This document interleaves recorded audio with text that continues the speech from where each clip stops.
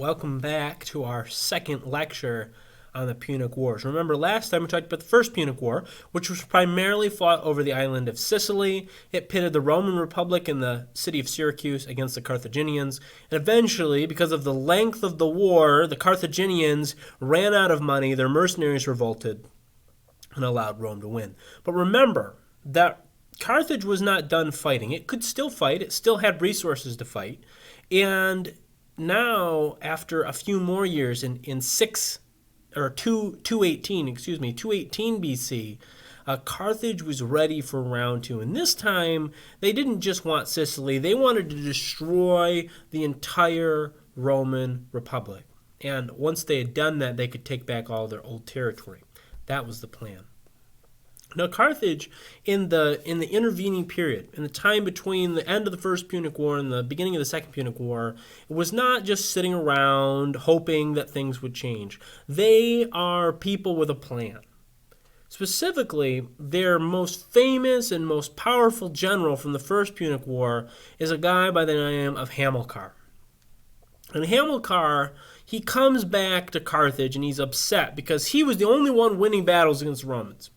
And just as he felt like he was about to be able to beat the Romans a couple times and maybe change the course of the war, he'd been ordered home because the mercenaries were revolting, and he had to come home and he had to beat up all these mercenaries. He's very unhappy about this.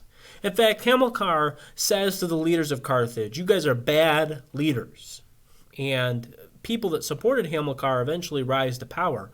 And Hamilcar, even though the war's over, says, "I hate Rome." And in fact, he makes his sons, of which he has several, he makes them promise, whatever you do, when you become men, get your revenge on Rome. I probably can't get my revenge on Rome, but whatever you do, you get revenge on Rome. And his sons will grow up to be some of the greatest enemies of Rome. His sons include Hannibal, who we will talk about a lot today. He has a son named Hamilcar, the same name as him. He's got a son named Hasdrubal, and he has a son named Mago. Okay, and I know, it's kind of funny. Hannibal, Hamilcar, Hasdrubal, Mago. He's kind of got the weird name. It's like naming your kids like William, Stephen, Leonardo, and Bob, right? He's kind of the odd duck out. But there we go. Those are his sons. Also, very common Carthaginian names. If you ever read a Carthaginian history, it's like those four names are like the only names those guys knew. Remember how we talked about every female member of Ptolemy's house had either the name Cleopatra or another name, and every single king of the Ptolemaic kingdom was named Ptolemy? They're kind of like that, right? They're not very original when it comes to names. Now, Hamilcar and his young sons, in fact, Hannibal, when he is apparently made to vow that he will get his revenge on Rome, is apparently only 9 years old. Hamilcar and his sons go to Spain, and they begin conquering Spain for Carthage. Carthage had a few colonies in Spain during the First War, and now that they can't get Sicily or Sardinia or Corsica, they decide to begin conquering as much of Spain as they can, because Spain is wealthy, it's got resources, it's got a big population that could be hired as mercenaries. There's a lot of things about Spain that are attractive to the Carthaginians. And so Hamilcar and his sons, as they grow older, they conquer Spain. They begin taking over Spain. And eventually Hamilcar is killed. We're not exactly sure what killed him, but he's killed on campaign, maybe in battle, maybe he gets sick.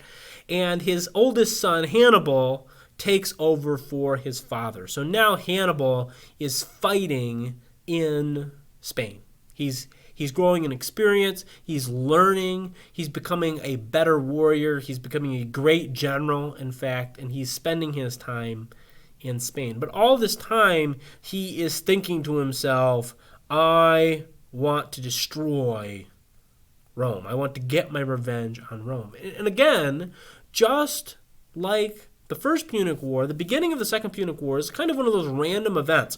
Rome and Carthage are drawn into fighting each other, not by design, but kind of by accident. And it all starts in a city called Saguntum. Okay, the people of Saguntum, from our ancient records, were again Greeks of some sort. They had settled in Spain. And they were fearful of the Carthaginians, right? Hannibal and his army are conquering all sorts of people in Spain, and Saguntum worries that they might be next. And so they send a ambassador to Rome, and they say, Rome, we know that you are the most powerful nation around. Will you guarantee our freedom? And Rome says, yes, of course, we'll guarantee your freedom. Now, this guarantee actually broke a treaty between Carthage and Rome. Carthage and Rome had agreed that when it came to Spain, anything south of the Ebro River was Carthaginian territory, and anything north of the Ebro River was Roman territory. And if Carthage went north or Rome went south, that would break the treaty. And so by signing this deal with Saguntum, Carthage said that Rome, you broke our treaty. Saguntum is like 100 miles south of the Ebro River. Okay, so treaty violation, clearly. And Rome responded with this. They said, well, wait a second. Whoa. Our treaty said that we can't conquer any cities south of the river, and you can't conquer any cities north of the river. It didn't say anything about making an alliance with a city. We're just guaranteeing that this city is free. We're not taking it over. There's no Romans running the city. This doesn't violate the treaty. And so the Carthaginians and the Romans argue about this for a few months. And Hannibal is just fed up with it, right? He has sworn this oath to his father when he was a 9-year-old boy. I will get my revenge on Rome. He says, you know what? I don't care whether this treaty has been broken or not. I'm going to attack Saguntum. And so he does. He attacks Saguntum, and Rome demands that Hannibal be sent to them for execution. Carthage says no, and bam, we've got another war between the two.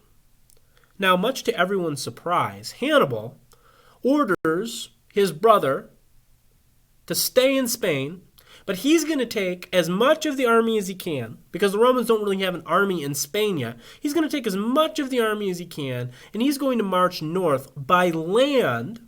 He's going to march north into Gaul. He's going to march across Gaul, and he's going to cross the Alps, these huge mountains in Central Europe. He's going to cross the mountains, and he's going to enter Italy from the north. And he's going to surprise the Romans. He's going to catch them off guard.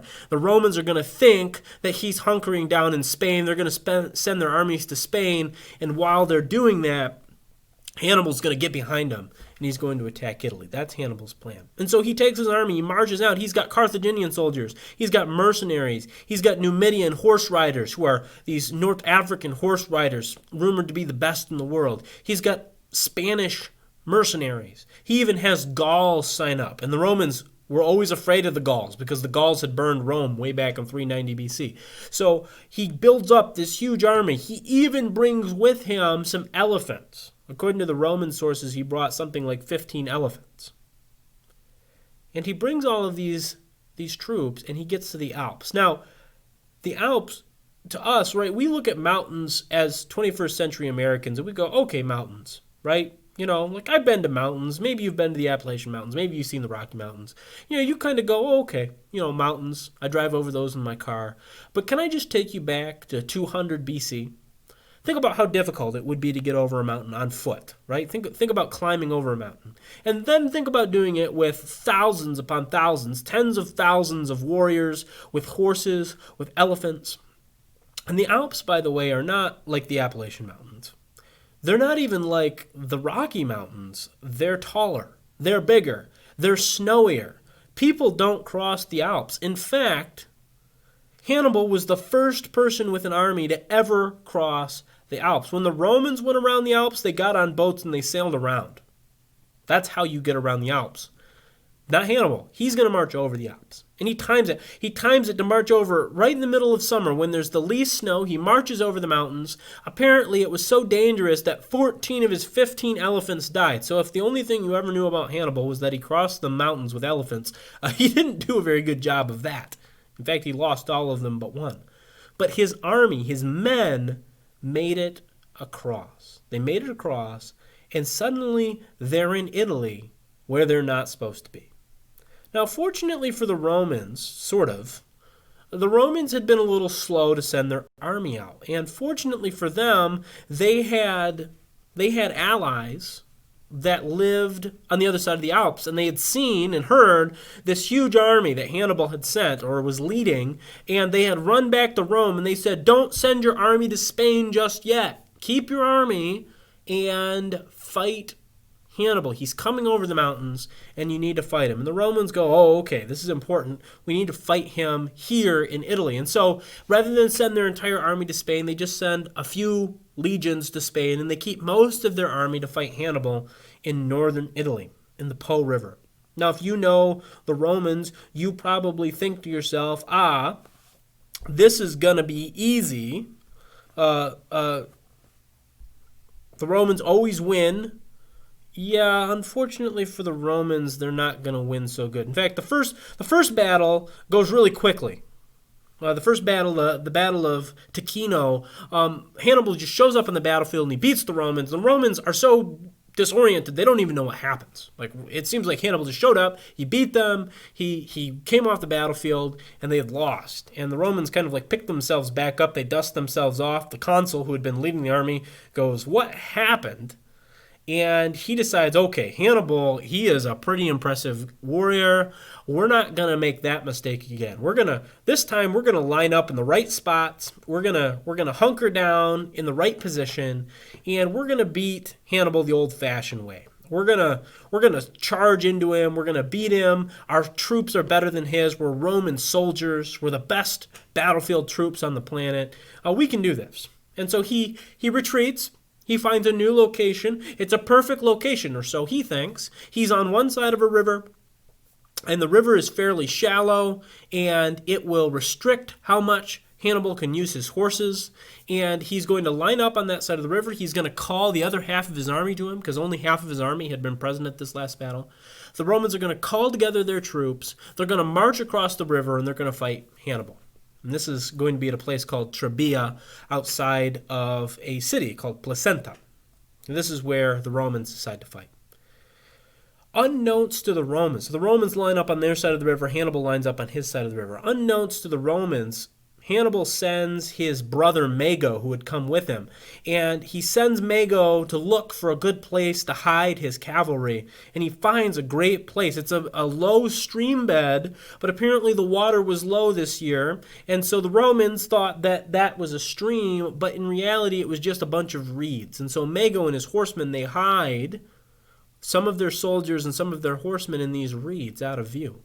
And so when the Romans cross the river, Hannibal's troops start to fall back. The Romans think that they're winning. Yay, we're pushing back Hannibal's troops. He's not such a great warrior after all. And then Mago and his horsemen and his soldiers ride out of the reeds, and they catch the Romans in the back.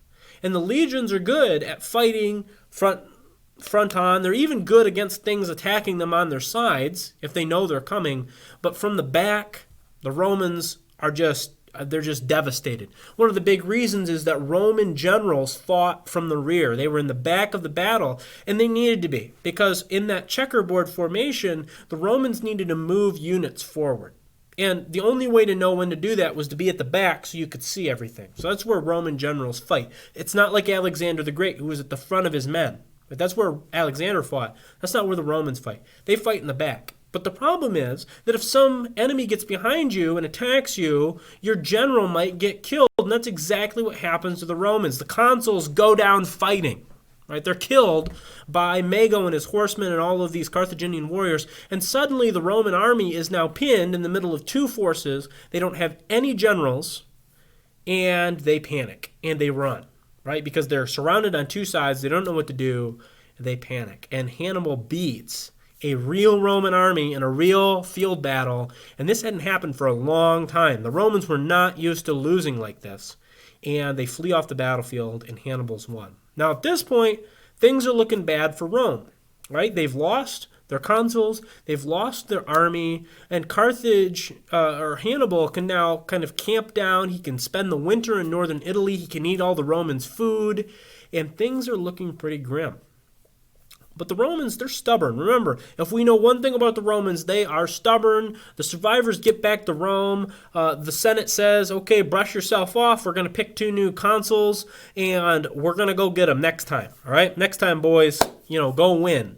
And so the winter happens. Everybody kind of takes a breather. And the next year, 217 BC, the Romans send their army north to fight against Hannibal.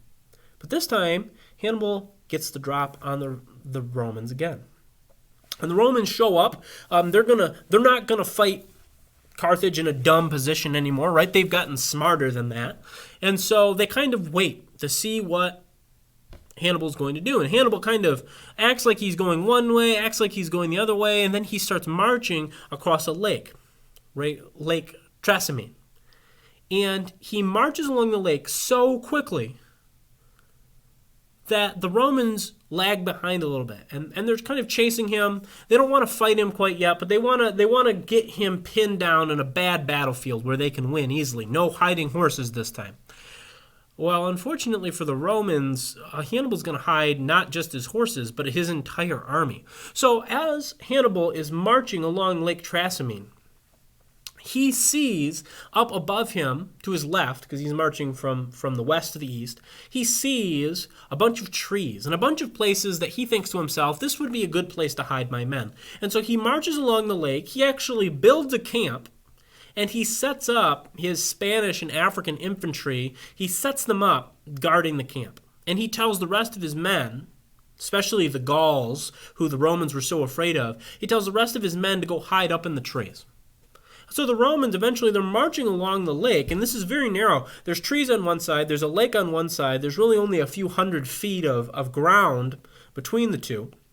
The Romans are marching down, they see the Spanish and the African infantry, they line up for battle, but again, we're in a narrow space, so the Romans don't line up wide, they line up tall. So there's a lot of Romans backed up a long way, they're all ready to fight.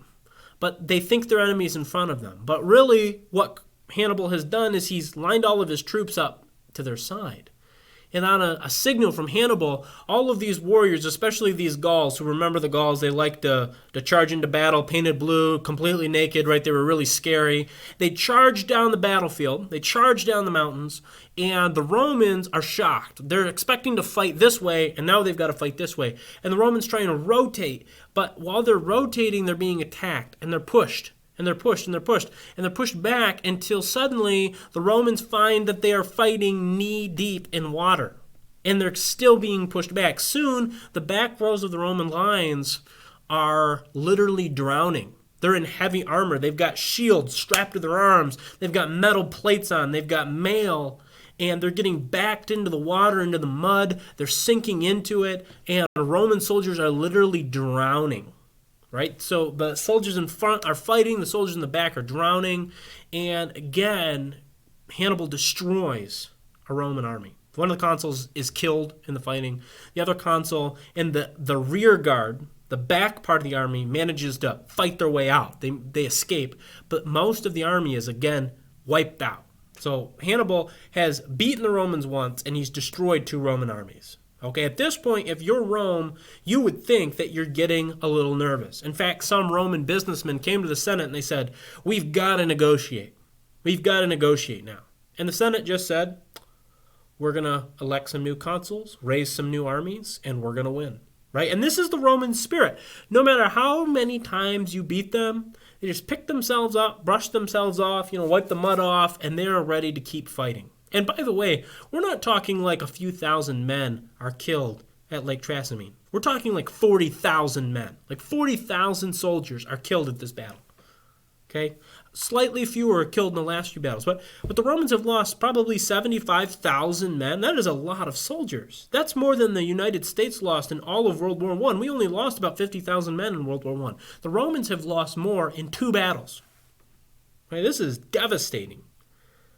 And yet the Romans are just like, nope, we're going to keep fighting, get some new men, get some new leaders. We're going to deal with this.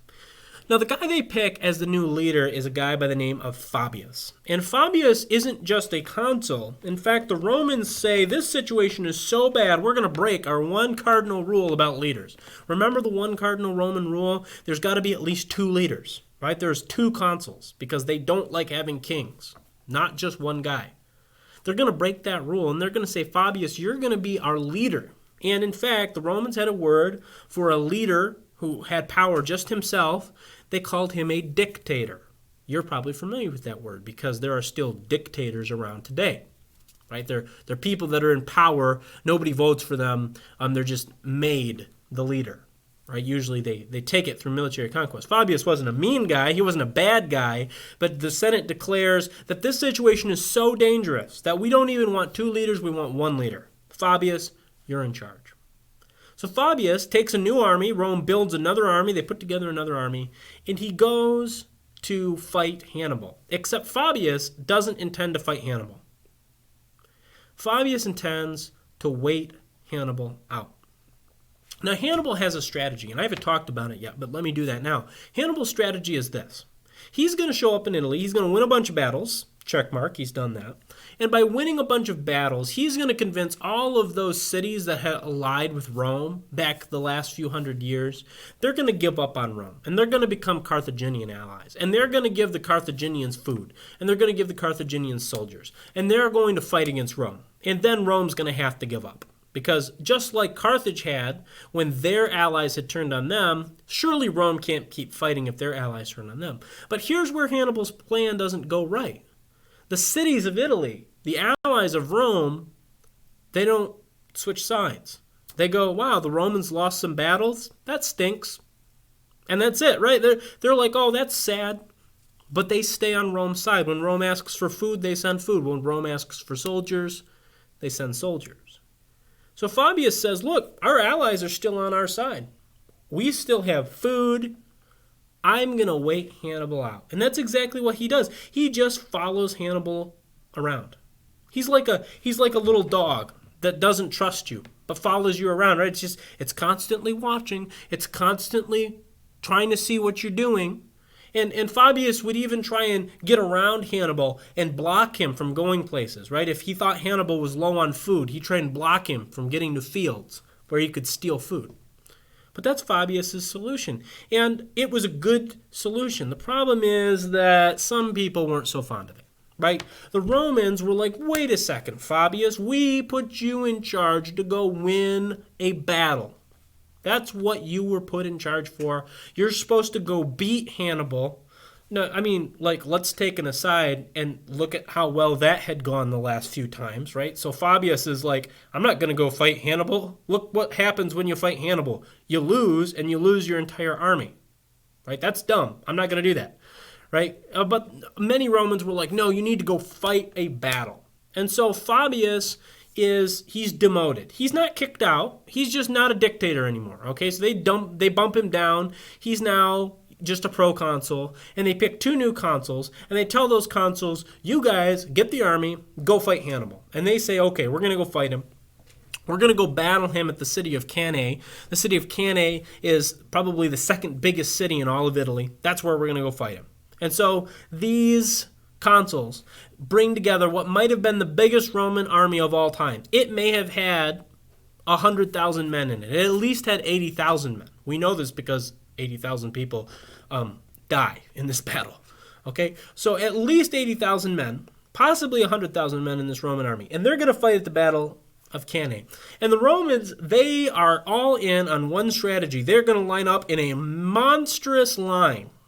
80,000 Roman troops. They're going to line up in a big rectangle on the battlefield, and they're just going to march into the Carthaginians, and they're going to cut down everything in their way, and they're going to win. Right? This is like the classic stubborn strategy. And to be perfectly honest, it's not a terrible strategy. Right? It sounds kind of dumb, but it works. You know, like why mess with what works? They're going to line their cavalry up on their sides to make sure nobody can get around them. They're going to line up in a big block, and they're just going to go. Simple. Now, Hannibal is actually probably rubbing his hands together. Fabius annoyed him, right? He can't win a battle if the other side won't fight. In fact, many of his men had started to talk about quitting. They're like, Hannibal, you're marching us around. We're marching. You're not paying us. We're not killing anybody, so we can't steal their stuff. We're getting tired of this. So Hannibal is probably like, awesome, a battle, I can win a battle, and my men will stay. So he lines up this way. He looks at the Romans, and he guesses that they're going to try this standard strategy. They're just going to walk into it. And so Hannibal, he's going to set up a trap.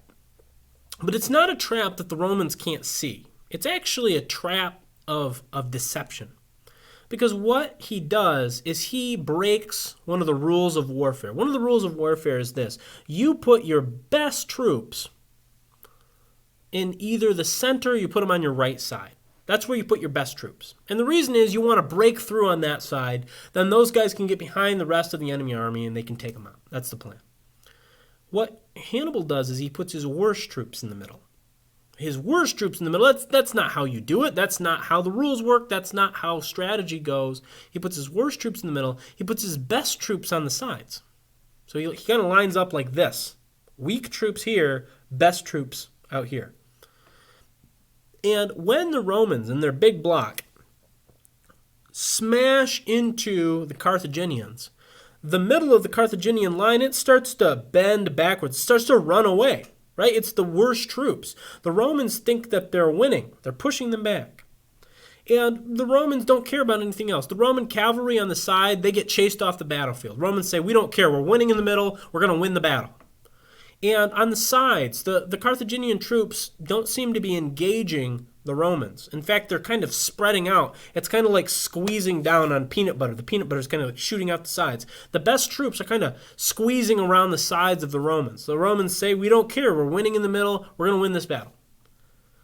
The Carthaginian cavalry comes back onto the battlefield, and they line up behind the Romans. And perhaps the Romans at this point are getting a little nervous. And that's when Hannibal yells out an order, and every single Carthaginian warrior charges the Romans all at the same time. So what has happened is the block of the Romans is now completely surrounded by the Carthaginian army. And imagine yourself in a tight battlefield formation. The Romans are locked together, 80,000 men in one huge block. The problem is, as soon as you start putting pressure on that block, as soon as you start pushing the Romans together, they've got serious problems. Again, ancient warfare is not being done with a gun, right? A gun, as long as you can pull a trigger, you can fire a gun. To fight as a Roman soldier, you have to be able to use your shield. You have to be able to swing your sword. You need space. And what the Carthaginians have actually done is they've pinched the Romans together. It's like taking a baseball bat and trying to swing a baseball bat, except you're pressed up against 5 other guys, right? You might be able to swing the bat, but you'll probably take out your friend while you're at it. That's the situation the Romans are in. And so the Carthaginians literally cut them down and squished them together and cut them down and squished them together and cut them down and squished them together. Eventually, 80,000 Roman soldiers get killed right there on the battlefield. And only a few thousand Carthaginians die. An entire Roman army is killed. One of the consuls dies. The other consul was with the horsemen and he runs off the battlefield. But the entire army is gone.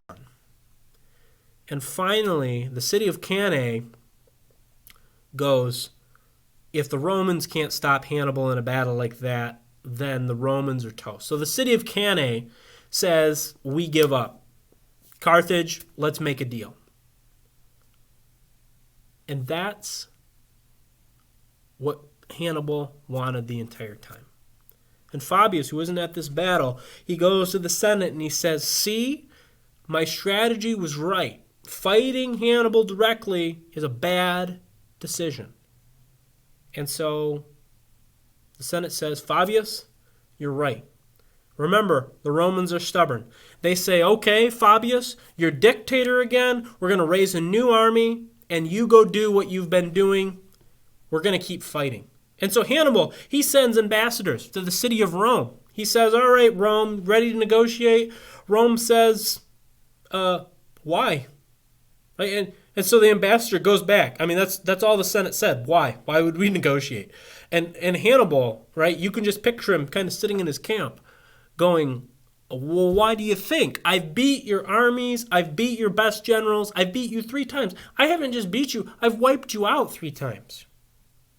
And Rome just kind of shrugs its shoulder and says, okay, I don't care. I'm going to keep fighting, right? And that's the cardinal attribute of Rome. They just don't quit. They just keep fighting. No matter what you do, the Romans keep fighting.